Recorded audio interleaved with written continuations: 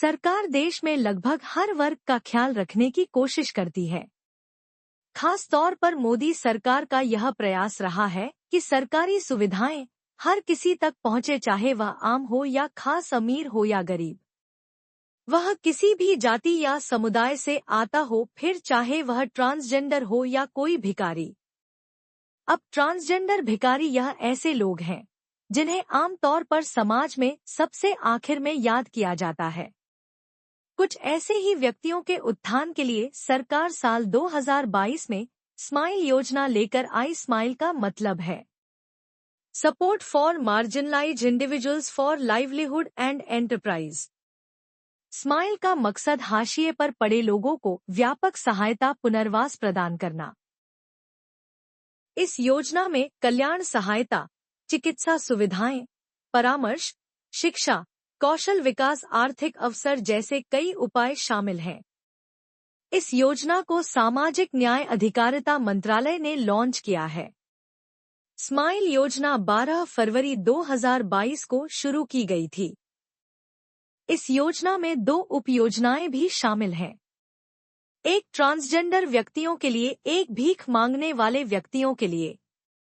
Smile योजना हाशिए पर रहने वाले व्यक्तियों को काम आय के लिए आवश्यक उपकरणों से लैस करने के लिए नौकरी, प्रशिक्षण, वित्त पोषण, व्यावसायिक सलाह देती है। इसका प्राथमिक उद्देश्य है स्थायी आजीविका, कारोबार के अवसर पैदा करके गरीबी को कम करना। यह योजना हाशिए पर रहने वाले लोगों को सशक्त, मजबूत भी बनाती है। इस योजना के जरिए हाशिए पर पड़े व्यक्तियों को वित्तीय सहायता प्रदान की जाती है। इसमें अनुसूचित जाति यानी कि एससी, अनुसूचित जनजाति एसटी, विकलांग व्यक्ति शामिल हैं। यह योजना उन्हें नीचे दिए गए क्षेत्रों में अपने खुद का बिजनेस स्थापित करने की अनुमति देता है, जैसे कृषि संबद्ध गतिविधियां, हैंडीक्राफ्ट, हैंडलूम, सूक्ष्म लघु उद्योग, पर्यटन, हॉस्पिटैलिटी, सूचना एवं संचार प्रौद्योगिकी। इस योजना के तहत लाभार्थियों को प्रशिक्षण, क्षमता निर्माण सहायता भी दी जाती है। प्रशिक्षण एनएसएफडीसी या फिर किसी अन्य मान्यता प्राप्त प्रशिक्षण संस्थानों से दिया जाता है। ट्रेनिंग में बिजनेस के विकास, व्यवसाय नियोजन, विपणन जैसे विषय शामिल होते हैं।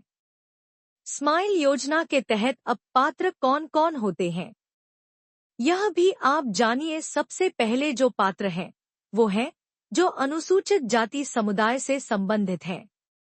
आवेदक की सालाना पारिवारिक आय है 3 लाख से अधिक नहीं होनी चाहिए। फिर मृतक व्यक्ति का निकटतम रिश्तेदार जो परिवार का मुख्य कमाने वाला था, जिसकी कोरोना की वजह से मौत हो गई हो। स्माइल के अंतर्गत 2 अलग अलग योजनाएं हैं।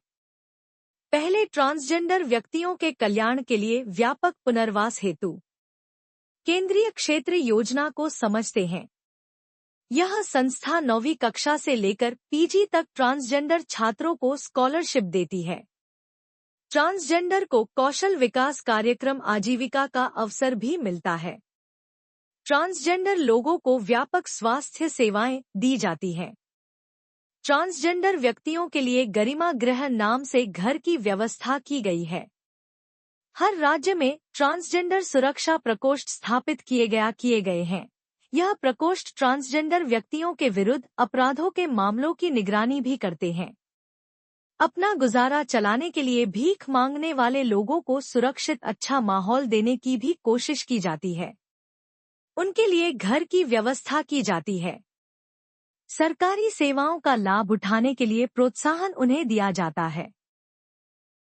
ट्रांसजेंडर समुदाय की आवश्यकताओं, चिंताओं को दूर करने के लिए ये सेवाएं, अन्य कल्याणकारी उपाय विकसित करना भी एक मकसद इसका है। अब भीख मांगने के कार्य में लगे व्यक्तियों के व्यापक पुनर्वास के लिए केंद्रीय क्षेत्र योजना को भी जानिए। भीख मांगने में लगे व्यक्तियों को सुरक्षित, अच्छा माहौल देने के लिए बड़ी तादाद में घर बनाए गए हैं। भीख मांगने में लगे व्यक्तियों के पुनर्वास के लिए व्यापक सहायता केंद्र बनाए गए हैं। इसका उद्देश्य उन्हें भीख मांगने के चक्र को तोड़ना, मुख्य धारा के समाज में फिर से शामिल करना है। स्माइल स्कीम भिखारियों जैसे मुश्किल समय से गुजर रहे लोगों की मदद करती है। का जरूर पहुंचाए।